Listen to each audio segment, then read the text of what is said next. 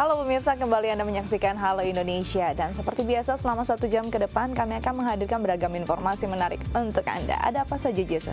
Ya, Dika, hari ini berita utama datang dari Suku Dinas Bina Marga Jakarta Selatan melakukan peninggian jalan sekaligus perbaikan saluran air.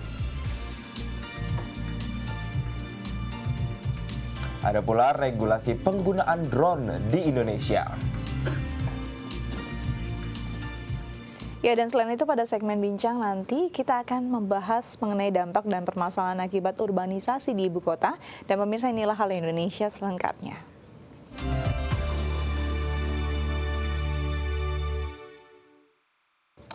Kita awali dengan informasi pertama, pemirsa, untuk mengentaskan persoalan genangan air di Jalan Duren Bangka. Suku Dinas Bina Marga Jakarta Selatan melakukan peninggian jalan sekaligus perbaikan saluran air. Ya, proses peninggian jalan ini dilakukan oleh belasan petugas pertanggal 25 Juli 2016 kemarin. Pemirsa, saat ini saya sedang berada di Jalan Duren Bangka, di mana kawasan ini terkenal dengan kawasan yang rawan banjir, terlebih jika curah hujannya tinggi. Pekan lalu saja wilayah ini sudah tergenang air sekitar 50 cm.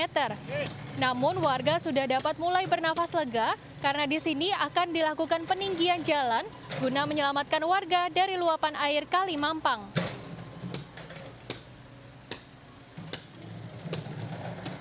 Inilah belasan petugas Suku Dinas Bina Marga Jakarta Selatan yang sedang melakukan peninggian jalan di sepanjang Jalan Duren Bangka, Kelurahan Bangka, Kecamatan Mampang Prapatan, Jakarta Selatan. Jalan sepanjang 220 meter ini ditinggikan 45 cm dari permukaan jalan yang semula. Peninggian jalan yang juga diikuti pula dengan perbaikan saluran air ini dilakukan demi mengurangi genangan air yang kerap kali memutus akses warga dari Kelurahan Bangka menuju Jembatan Sumbangsih. Karena di sini kalau setiap hujan baru sejam aja tingginya udah 50 cm. Jadi ternyata kemarin itu memang kurang lebih 1 meter lebih lah. Jadi setiap hujan memang banjir. Dan ini memang lalu lintas yang untuk umum termasuk juga orang Bangka nggak bisa datang ke kelurahan. Kalau di sini banjir tertutup jalan. Tidak hanya memperbaiki konstruksi jalan yang cekung, Suku Dinas Bina Marga Jakarta Selatan juga melakukan pelebaran bahu jalan atau yang sering disebut dengan alinyemen sebesar 1,3 meter di setiap tikungan. Hal ini dilakukan untuk mempermudah mobilisasi kendaraan saat melintasi area kelurahan dan sekolahan ini. Di Jalan Duren Bangka ini yang Kemang ini akan kita laksanakan proyek peninggian jalan sama mungkin saluran dan proyek tadi penyempurnaan alinyemen karena memang Jalan Duren Bangka ini tipikalnya belok dan kami melihat ketika di lapangan ini memang kita memerlukan pelebaran sedikit. Dan memang di lokasi ini memang kita masih ada space lokasi untuk kita gunakan bahu jalan, makanya kita sempurnakan alinyemennya. Jadi memang ada pelebaran sedikit tapi bukan pelebaran penambahan lajur. Demi memperlancar proses renovasi infrastruktur ini, Jalan Duren Bangka ditutup untuk lalu lintas kendaraan hingga awal bulan Agustus 2016 atau 10 hari terhitung dari 25 Juli 2016 lalu. Warga dapat menggunakan beberapa jalan alternatif seperti Jalan Kemang Timur 5, Jalan Kemang Utara 9, dan Jalan Kemang Raya jika ingin menuju Antasari. Demi mengantisipasi kepadatan lalu lintas yang mungkin terjadi karena pengalihan arus lalu lintas ini, Suku Dinas Bina Marga Jakarta Selatan telah bekerja sama dengan Dinas Perhubungan DKI Jakarta, pihak kelurahan, hingga kepolisian setempat untuk membantu mengarahkan warga agar dapat menghindari area pekerjaan peninggian jalan ini untuk sementara waktu. Suku Dinas Bina Marga Jakarta Selatan menargetkan proses pekerjaan peninggian jalan ini akan rampung bulan depan. Warga pun diharapkan bersabar hingga proses pekerjaan dinyatakan selesai 100%. Dari kawasan Jakarta Selatan, Dona Puspita, Kerdina Skolani, DAI TV. Ya pemirsa, penggunaan drone saat ini sudah tidak asing lagi. Banyak masyarakat yang memanfaatkan drone untuk berbagai kebutuhan seperti pengambilan gambar, pemetaan, hingga hobi. Ya, kian populernya dengan pesawat tanpa awak ini hadirlah sebuah komunitas multirotor yang mewadahi para pecinta pesawat nirawak di Medan, Sumatera Utara. Seperti apa? Berikut liputannya. Kehadiran pesawat tanpa awak atau lebih dikenal dengan sebutan drone saat ini semakin populer di masyarakat. Meski awalnya drone dikembangkan untuk keperluan militer, namun kini kehadirannya mulai berkembang ke dunia aerial fotografi atau fotografi udara. Kepopulerannya ditandai dengan kehadiran beragam komunitas pecinta drone. Multi Throttle Medan adalah komunitas yang sudah 1 tahun belakangan terbentuk dan beranggotakan personal dari berbagai profesi, seperti dokter, jurnalis, movie maker, polisi, dan yang lainnya. Meskipun berbeda latar belakang profesi, namun mereka menyatu karena hobi menerbangkan drone. Sebuah hobi yang tidaklah murah, sebab satu unit drone saja bisa mencapai 15 juta rupiah. Di komunitas ini sendiri terdapat 3 jenis drone yang paling sering dimainkan, yakni quadcopter, hexacopter, serta octocopter. Dalam menerbangkan drone, seorang pilot harus menguasai 3 hal, yaitu teknik take off, orientasi terbang, dan teknik landing. Jika ini sudah dikuasai, maka resiko kecelakaan dapat diminimalisir dan hasil gambar juga dapat optimal. Seperti gambar yang dihasilkan oleh para pilot drone dari komunitas Multi Throttle ini. Beragam lokasi wisata terlihat lebih mempesona, seperti Danau Toba, sebuah objek wisata kebanggaan masyarakat Sumatera Utara. Dari hasil gambar drone, pesona danau vulkanik terbesar se-Asia Tenggara yang mencakup wilayah 7 kabupaten tersebut terlihat semakin sempurna dengan adanya air terjun Sipiso-Piso yang berada di bagian utara Danau Toba. Perpaduan air terjun setinggi 800 meter dan hamparan Danau Toba, bak mutiara yang sungguh memikat mata. Saran kita untuk supaya hobi ini dan benda ini juga aman bagi kita pribadi dan orang lain. Jadi sebaiknya kita juga mengenal yang namanya fly safe. Fly safe itu terbang aman. Bagaimana terbang aman? Yang kami maksud terbang aman itu kita memang benar-benar memahami. Benar-benar yang pertama memahami karakter armada kita masing-masing. Nah, jadi karakternya itu kita pahami. Setelah kita pahami, kemudian juga kita ikutin aturan-aturan yang ada. Nah, kebetulan saat ini juga sudah ada peraturan dari pemerintah tentang penggunaan drone. Nah, jadi salah satunya kita nggak boleh terbang di restricted area. Tim Liputan, DAI TV.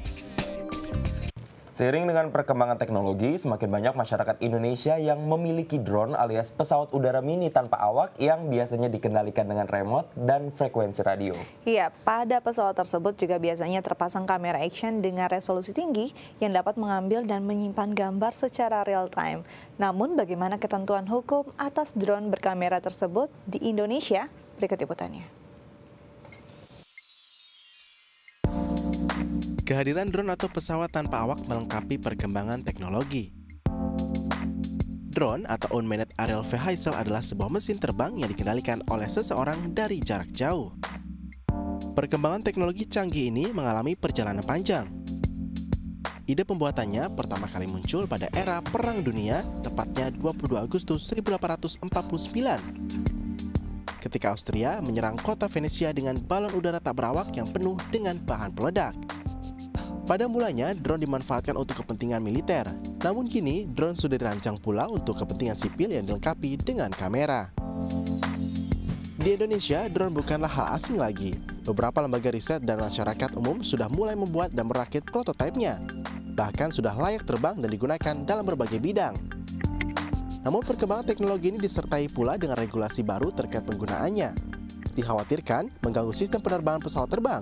Maka pemerintah melalui Kementerian Perhubungan menerbitkan Peraturan Nomor 90 Tahun 2015.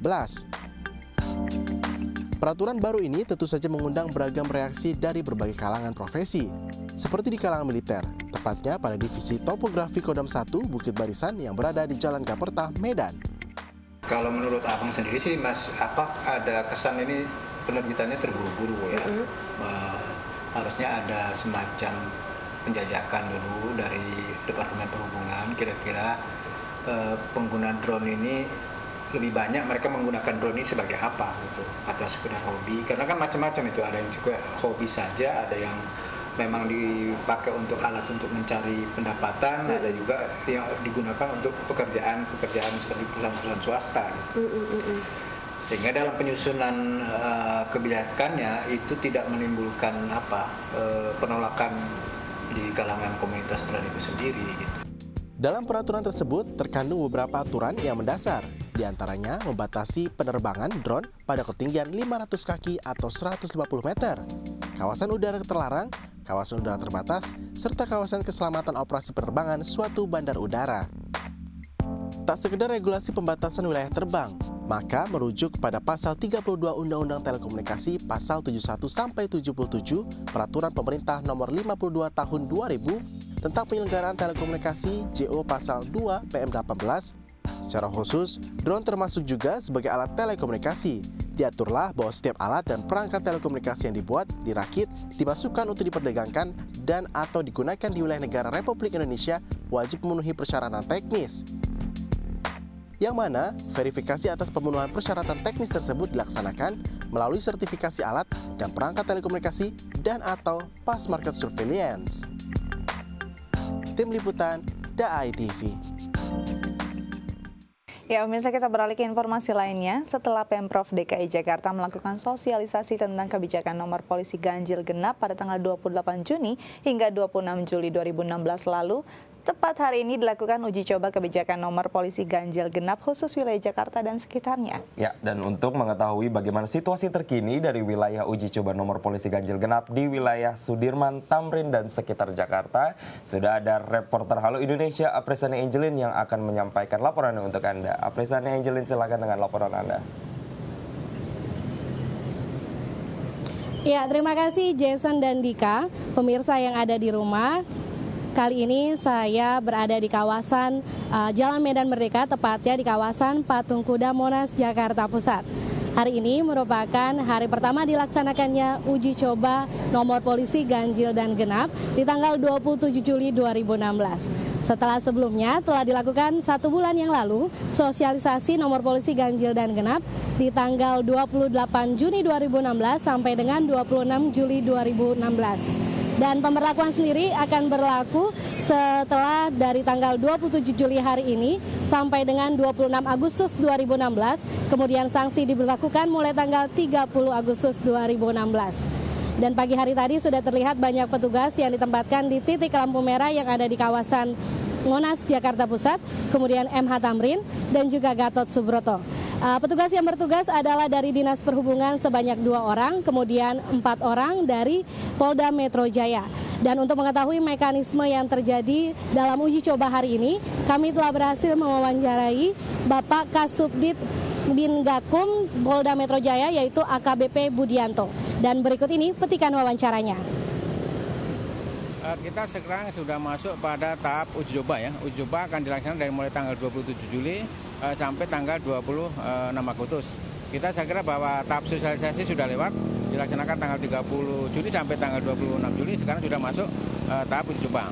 Tahap uji coba untuk minggu pertama kita akan lebih memantapkan kembali, memberikan suatu pemahaman, pengertian kepada masyarakat bahwa sekarang masalah program ginjal genap sudah dilaksanakan, sudah dilakukan.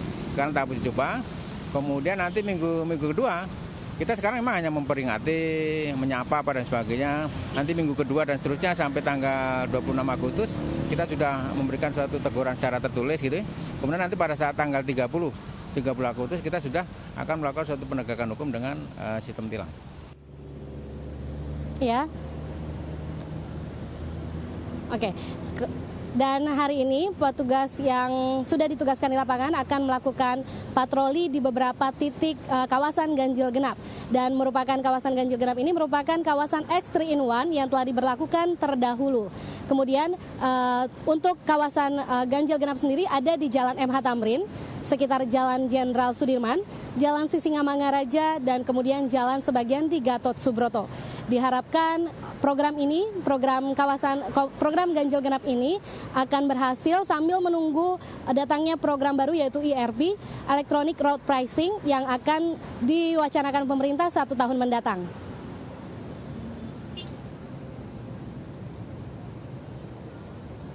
Ya, diharapkan program ini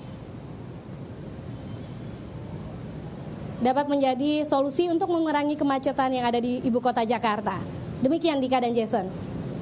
Ya, terima kasih untuk laporan Anda, Prisani. Semoga ini bisa benar-benar menjadi solusi ya, kemacetan di Jakarta bisa terurai karena memang 50% mobilnya sudah sedikit terkurangi. Ya. Baik, pemirsa, kita selanjutnya akan menghadirkan segmen bincang mengenai dampak urbanisasi di ibu kota. Namun kita akan membahasnya sesaat lagi. Tetap bersama kami di Halo Indonesia.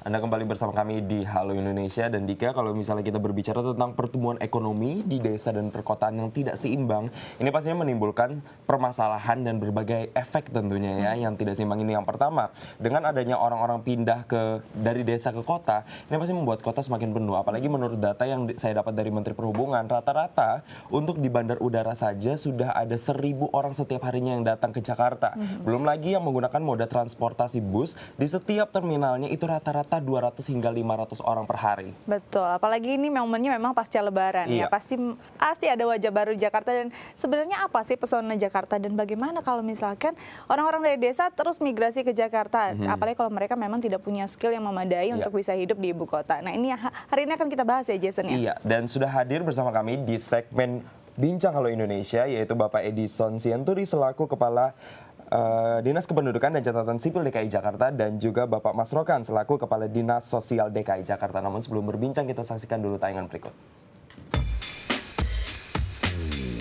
Pemerintah Provinsi DKI Jakarta tidak melarang para pendatang bermigrasi ke ibu kota untuk mencari pekerjaan atau peluang yang lebih besar demi perbaikan ekonomi. Namun para pendatang disarankan untuk mengurus sejumlah administrasi seperti surat keterangan domisili di Jakarta.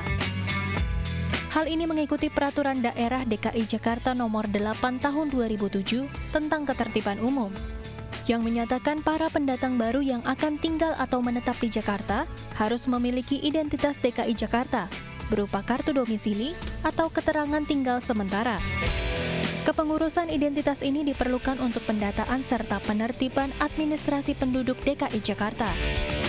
Untuk mendapatkan identitas DKI Jakarta berupa kartu domisili atau keterangan tinggal di DKI Jakarta, pendatang dapat mengurus langsung ke kecamatan dengan membawa surat pengantar RT atau RW yang diketahui lurah, fotokopi KTP dari daerah asal, serta surat keterangan tujuan domisili sementara dari daerah asal.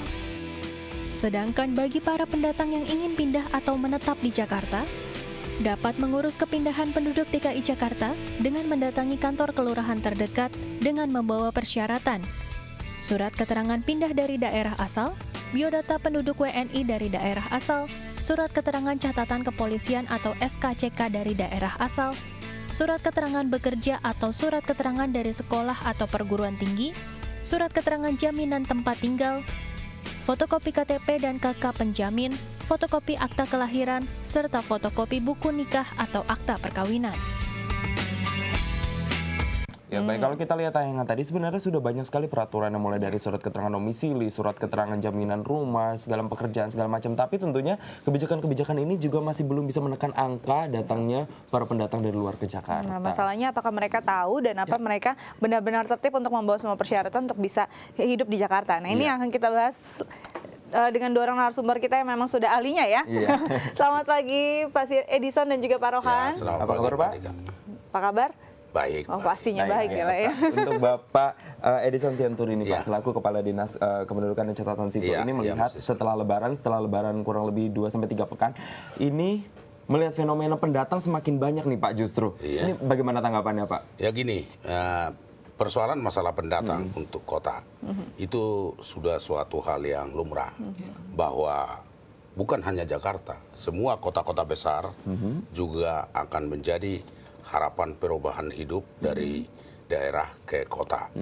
Jadi ini dialami semua kota, itu lumrah. Kalau dari data Dinas Kependudukan dan Catatan Sipil sendiri, apakah ini mengalami peningkatan yang cukup signifikan jika dibandingkan dengan tahun 2015 Pak?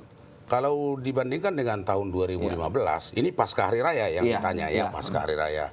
Kalau kita lihat dari pasca hari raya malah menurun tahun ini. Justru menurun? Menurun tahun ini, itu menurun, ada penurunan sekitar 2,47% dibandingkan tahun kemarin. Tahun kemarin itu pendatang itu yang terdata di kita itu 70.500, tapi kalau tahun ini hanya sekitar 68.600. Ini yang pendatang benar-benar baru atau pendatang baru. benar-benar Tentunya baru ya? pendatang baru antara selisih arus mudik dengan arus balik.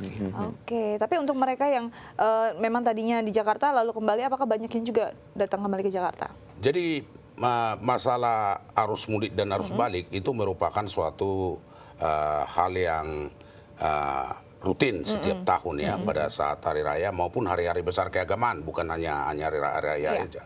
Jadi itu kita melakukan suatu pendataan di posko terpadu. Oke. Posko terpadu itu langsung dikoordinasikan melalui Departemen Perhubungan. Di sana kita melakukan pendataan dan juga didukung oleh data dari Polda Metro Jaya untuk roda 2. Ya, Apa saja sih yang didata saat itu? Memang ada beberapa persyaratan seperti tadi berkas-berkas yang memang harus dilengkapi?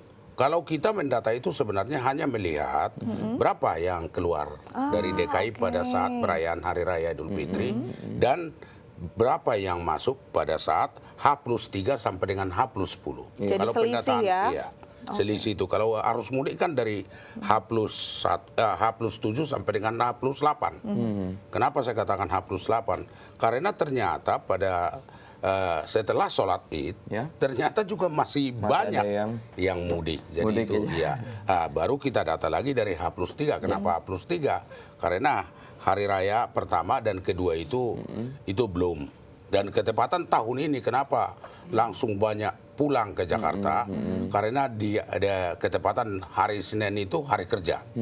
Jadi yaitu makanya kita lihat puncak arus balik itu sekitar hari Jumat, Sabtu, Minggu itu terus masuk dan minggu depannya. Dan itu juga ada juga penduduk yang memang agak sedikit lama di daerah asal, terutama daerah-daerah di Jawa Tengah dan Jawa Timur. Itu kita ingat ada di sana Hari Raya Ketupat.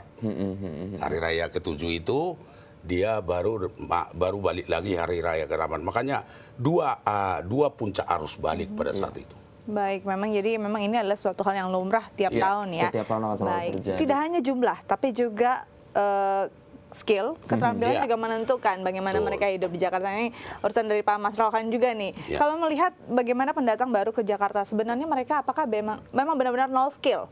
Ataukah memang sebenarnya sudah ada skill tapi memang sulit untuk terserap di sektor pekerjaan?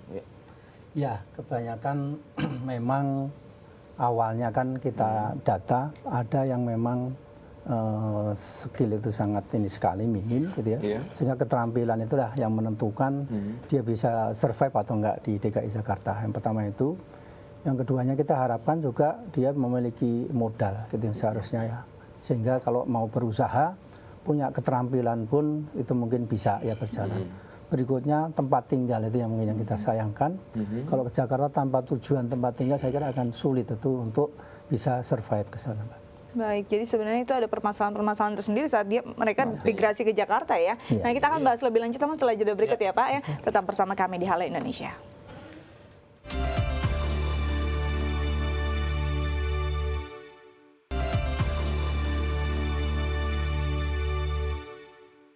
Anda kembali bersama kami di Halo Indonesia dan masih membahas tentang dampak urbanisasi di Jakarta. Nadika, kalau misalnya kita bicara tentang urbanisasi, sistem-sistem yang telah diberlakukan seperti posko pendataan tadi memang sudah dilakukan oleh Dinas Dukcapil. Tapi kalau kita bicara tentang long term, ini bagaimana caranya menekan supaya semakin tahun Jakarta ini tidak semakin crowded, tidak semakin penuh. Nah, kita mungkin langsung bisa tanya ke Bapak Edison. Nah, ini bagaimana Pak? Tadi kan hanya sampai tahap pendataan saja. Berarti belum ada upaya untuk semacam menekan nih untuk orang-orang yang dari luar untuk bisa datang ke Jakarta. Ini seperti apa Pak? Begini, persoalan Jakarta, kita jangan anggap Jakarta kita tutup, nggak boleh.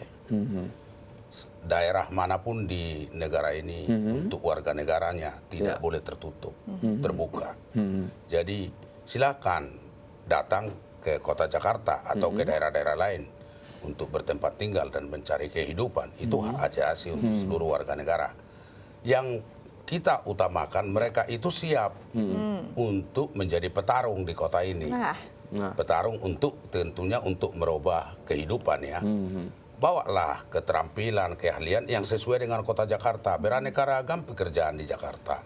Ada yang mengurus rumah tangga, ada yang penjaga toko, ada yang tukang dan lain sebagainya. Dan Jakarta membutuhkan, pasti membutuhkan kaum pendatang baru. Baik, Pasti. nah ini untuk bertarung di Jakarta sebenarnya. Ada syarat khusus nggak sih Pak? Apakah memang harus punya KTP Jakarta atau memang ada surat tanda kependudukan yang setiap 6 bulan sekali atau secara berkala harus diperbaharui?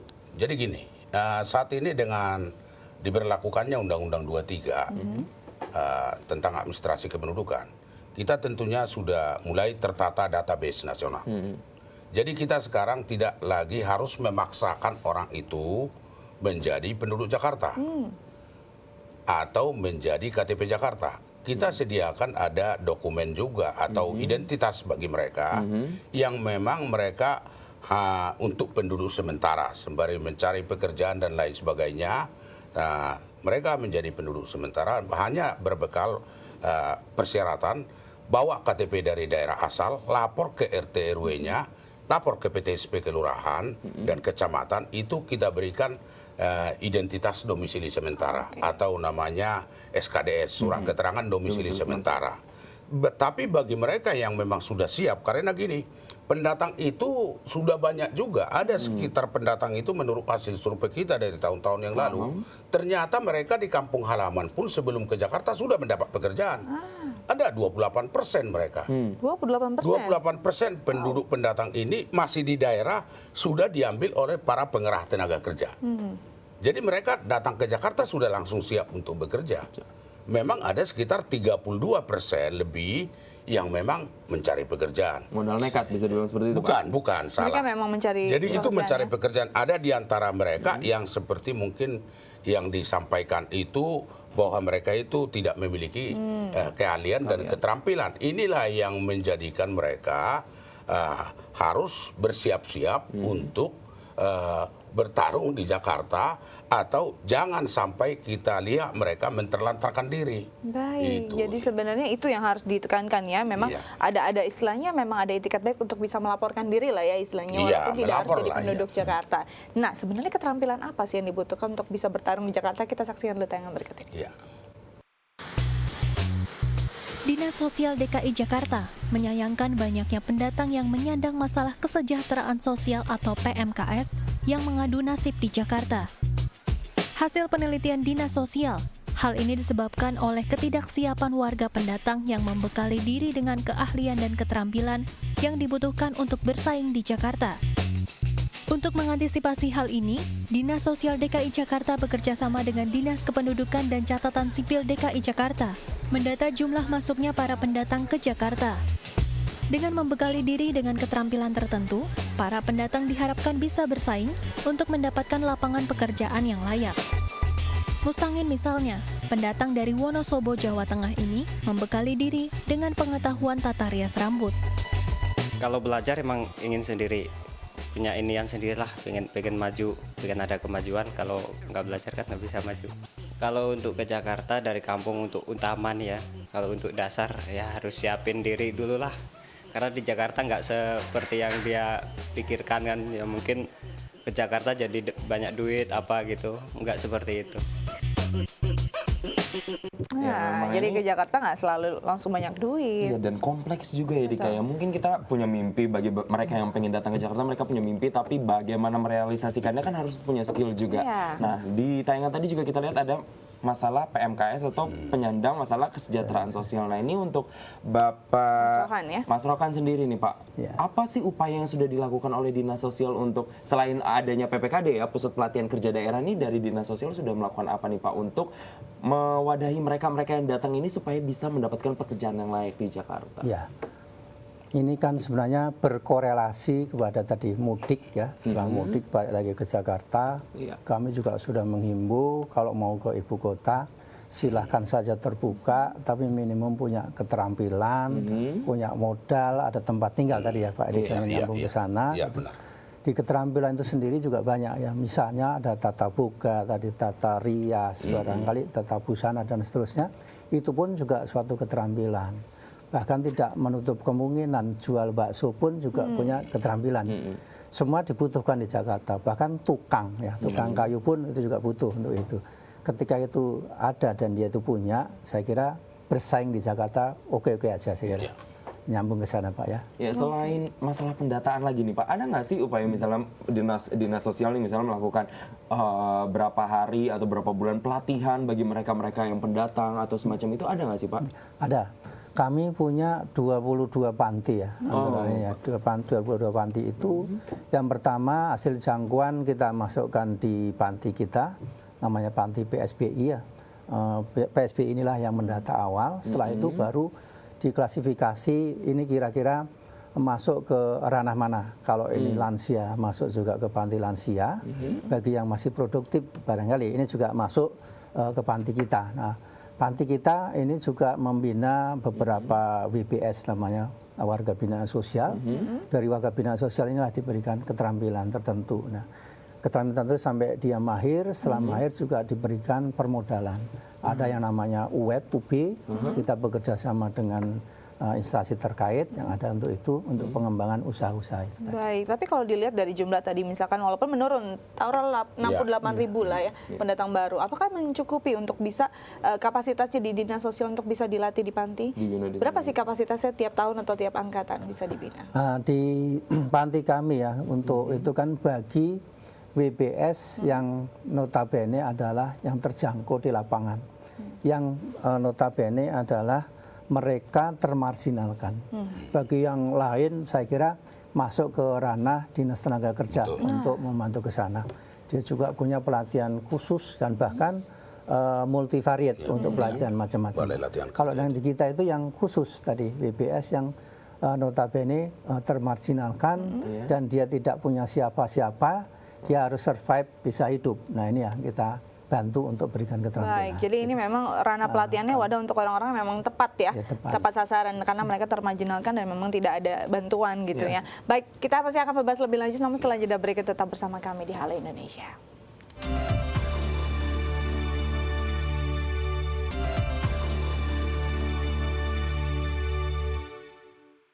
Ya, masih bersama kami di Bincang Halo Indonesia, dan Dika tadi sudah dibilang juga sama Pak Edison bahwa memang angka penurunan dari pendatang itu sudah menurun sampai 68.000 untuk di tahun 2016. Jadi 68.000 dari 70.000-an ya. Ya, nah cuman yang menjadi masalah ini, saya juga dengar kalau di Dukcapil ini juga melakukan yang namanya operasi Bina Kependudukan. Nah ini seperti apa sih Pak sebenarnya goalnya atau tujuan utama dari ini tuh apa, mekanismenya seperti Jadi apa? ini jangan diartikan bahwa operasi Bina Kependudukan ini merupakan suatu operasi penertiban atau razia.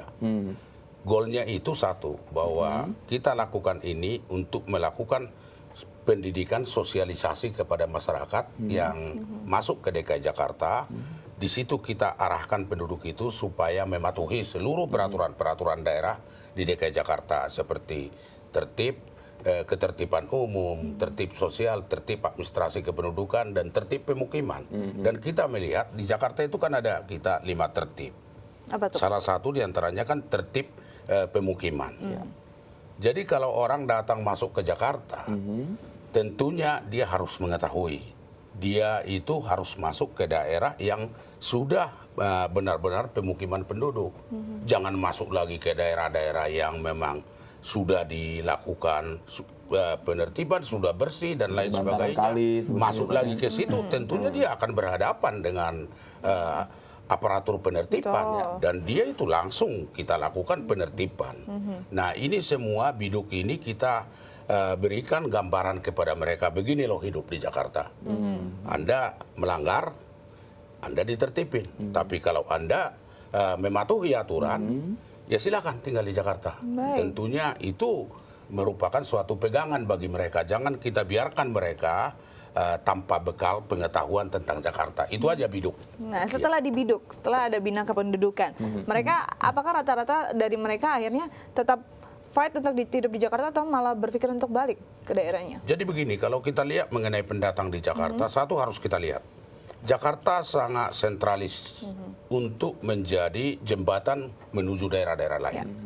Ada di antara mereka ini pengalaman tahun-tahun lalu bahwa sebenarnya mereka tidak selamanya juga bertinggal di Jakarta. Ada juga yang langsung ke Bodetabek. Ada juga yang keluar Jakarta. Kan Jakarta itu mudah dijangkau dari mana-mana. Yang mereka itu, makanya saya katakan tadi, bahwa mereka itu sebenarnya pendatang baru itu tidak seperti apa yang dibayangkan orang, jadi pengganggu. Tapi justru sebagai kontribusi untuk kota ini. Kan saya sudah katakan tadi, sebelum mereka masuk Jakarta, 28% lebih sudah mendapatkan pekerjaan oleh pengerah tenaga kerja dari daerah. Jadi sampai mereka di Jakarta sudah jadi pekerja. Yang 32% memang lebih ini ada yang ada yang untuk mencari pekerjaan. Sisanya itu kan ada yang sekolah, ada yang penyatuan keluarga dan lain sebagainya. Dan mereka ini sebenarnya kalau kita lihat ada beberapa di antara mereka yang tidak siap dengan kondisi Jakarta. Mereka tidak membawa keterampilan yang sesuai dengan kebutuhan Jakarta. Sebenarnya kalau mereka memiliki keterampilan seperti pengurus rumah tangga, cobalah kalau Mbak Dika umpamanya nggak memiliki keterampilan pengurus rumah tangganya. Pakaian Mbak Dika tadinya beli 1 juta, tahu-taunya pas disetrika begini langsung gosong, apa nggak nangis Mbak Dika gitu. Inilah keterampilan yang seperti ini. Jadi kita minta juga ini kerjasama kita dengan daerah lain supaya kalau penduduk mau datang ke Jakarta kita juga ada kerjasama. Nah, mitra itu dia, ini mitra sebenarnya saling bersinergi. Kita ke Pak Mahrokan nih, Mas Rokan. Misalkan dari Dinas Sosial di Jakarta, apakah dengan Dinas Sosial dari daerah-daerah yang memang jadi istilahnya banyak peminatnya untuk datang ke Jakarta, apakah memang sudah ada kerjasama? Kira-kira apa saja sih yang dibutuhkan, skill apa saja, atau mereka juga melakukan pengawasan untuk bisa orang-orang yang dari sana untuk datang ke Jakarta? Di Mitra Praja Utama memang dibahas kita saling kerjasama, utamanya di MOU. Kalau di kami itu adalah MOU pemulangan bagi PMKS kita. Jadi ada PMKS asalnya misalnya dari Jawa Tengah atau Jawa Barat atau Jawa Timur. Kita punya yang namanya kerjasama di MOU tadi. Kita boleh memulangkan kapan saja dengan kontak dinas sosial yang ada di sana. Nah, barangkali ini yang kita tekankan. Kalau toh ada warga daerah yang mau ke Jakarta, ya kita silahkan aja, ya. Sepanjang ya tadi ada keterampilan, punya modal, punya saudara. Bahkan pembantu rumah tangga pun oke, nggak ada masalah. Dia punya keterampilan kan. Dan ada penjamin juraganya. Nah, ketika ada penjamin juraganya atau pengasuhnya tadi, saya kira nggak ada masalah. Nah ini kita tekankan seperti itu sehingga saudara-saudara kita yang ada di daerah ya barangkali pembegalan itu yang dibutuhkan.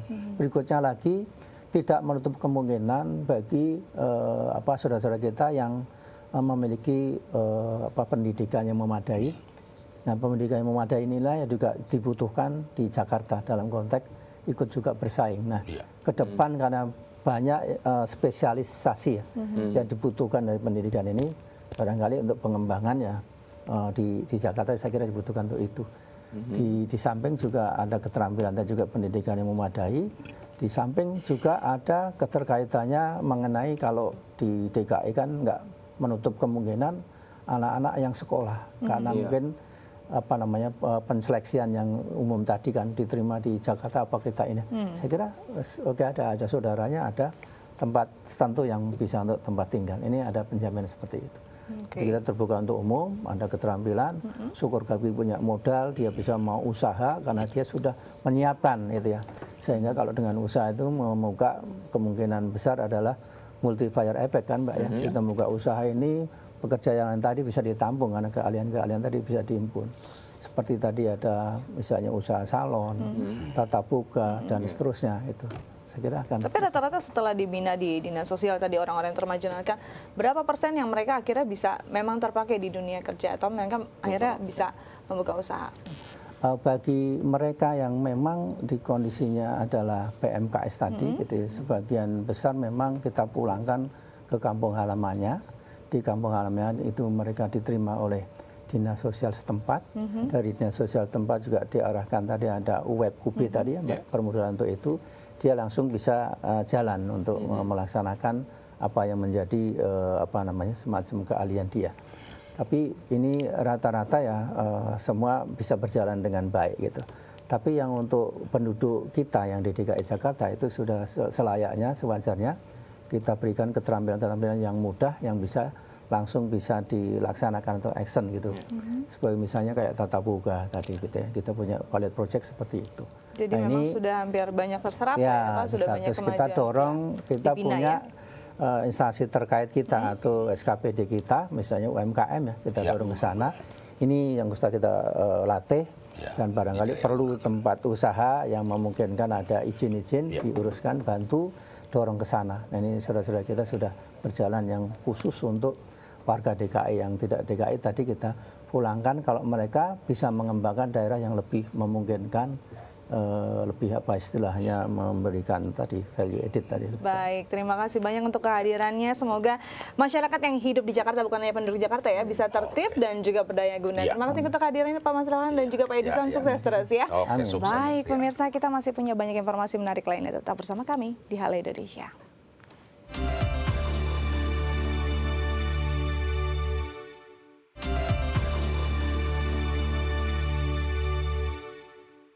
Kembali bersama kami di Halo Indonesia dan pemirsa, untuk mengembalikan potensi buah lokal, Pemprov DKI Jakarta menyediakan lahan kebun duku dan salak di kawasan Condet, Jakarta Timur.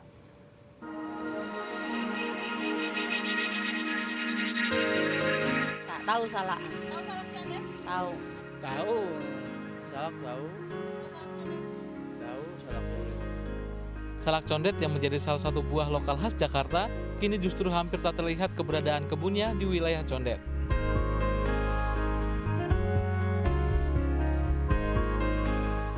Daerah belakang itu.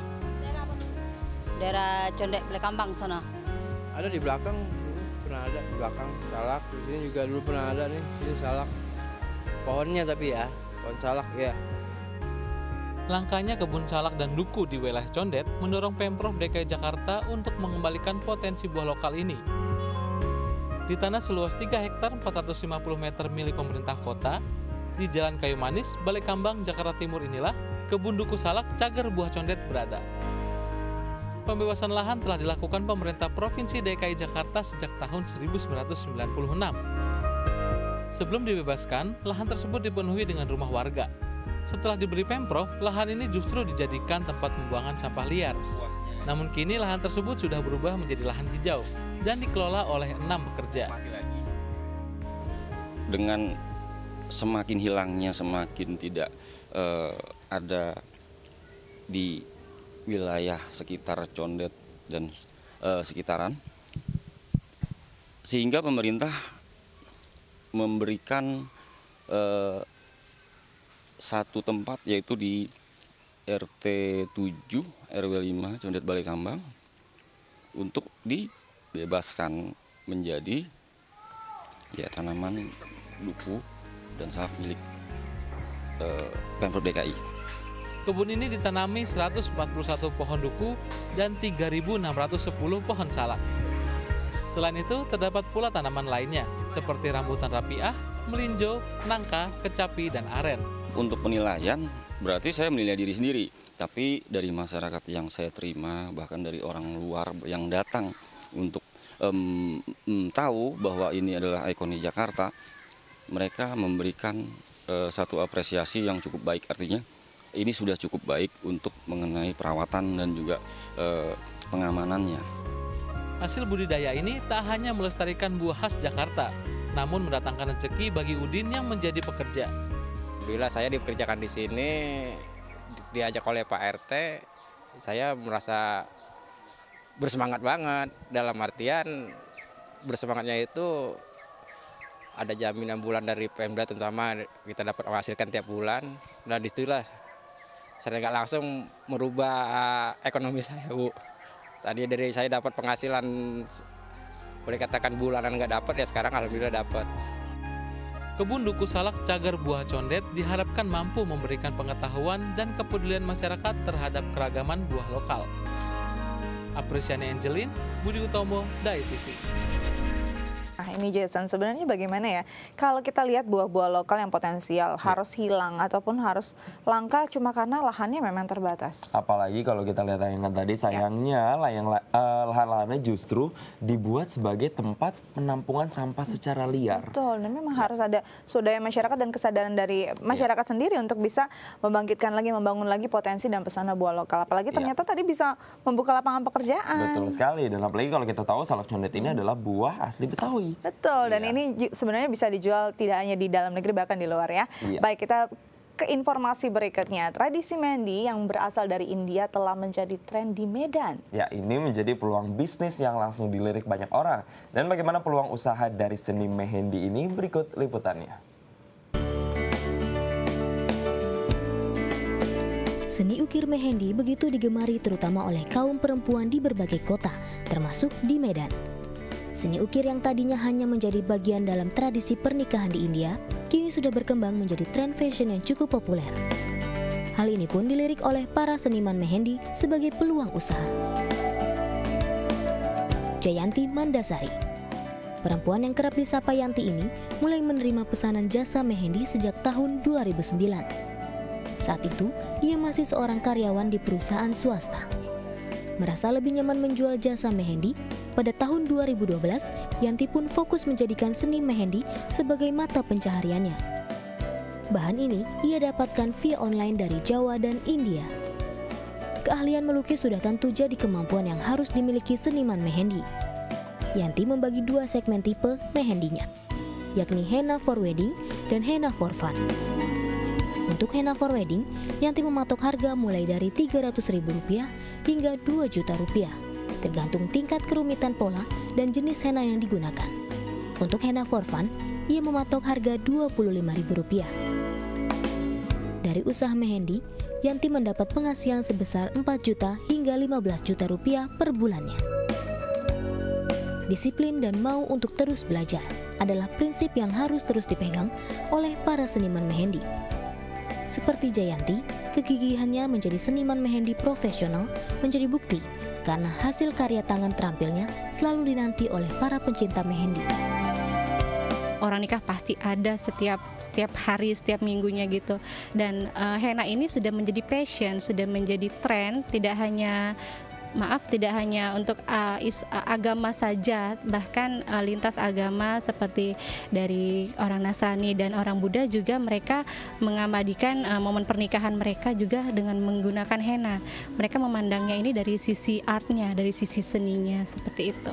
Sepertinya udah tradisi kalau memang mau pernikahan kita ada henna gitu.